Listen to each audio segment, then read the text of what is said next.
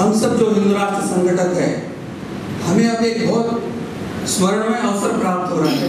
समाज में जो ध्रुवीकरण हो रहा है वो जागृति करके, ध्रुवीकरण को करके हिंदू राष्ट्र के पक्ष में समाज में को कैसे बदलना है, इसके लिए हमें अभियान चलाने की जरूरत है। और हम कह रहे हैं कि हमें संवैधानिक मार्ग से कार्य करना है तो उसके ऊपर पाबंदी लानी है। तो क्या इस देश में संवैधानिक कार्य हो नहीं सकता है? गणतंत्र का कोई अधिकार नहीं बचा है क्या? हिंदुओं को फ्रीडम ऑफ स्पीच नहीं है? तो ये प्रश्न खड़े होते हैं कि हमें किस तरीके की आजादी है जब हम कहते हैं कि यहाँ पर हम बहुसंख्यक हैं फिर भी सेकंड क्लास सिटीजन हैं, तब प्रश्न पूछा जाता है। और यहाँ पर संवैधानिक रूप से हम कार्य कर रहे हैं तो उसे कहा जाता है वो वहां पत्र लिखिए और बंद कीजिए इसको।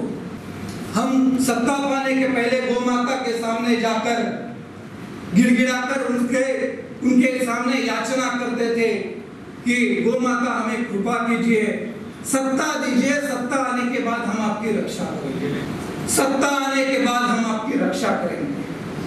गौ माता की ताकत देखिए, उसने कृपा कर दी, करोड़ों वोटिंग बन गया और देश में सत्ता भी आ गई।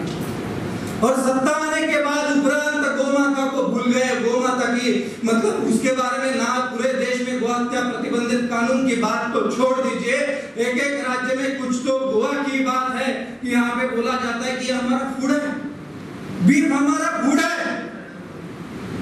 अरे जिस गौ माता ने आपको सत्ता की कुर्सी तक पहुंचा दिया, उस गौ माता को भूलकर आप हमारी बीफ को फूड बनाने की बात कर रहे हैं।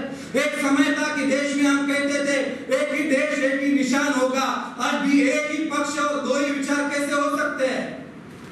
गोवा के राजनेता बीजेपी का बोलते हैं कि बीफ हमारा फूड है, कोई पूर्वांचल का नेता बोलता है मैं बीफ खाऊंगा, कोई राष्ट्रीय केंद्रीय मंत्री बोलता है मैं बीफ खाता हूं। गौ माता को भूल गए, गौ माता की प्रताड़ना चालू कर दी क्या? लेकिन याद रखना, गौ माता में इतनी ताकत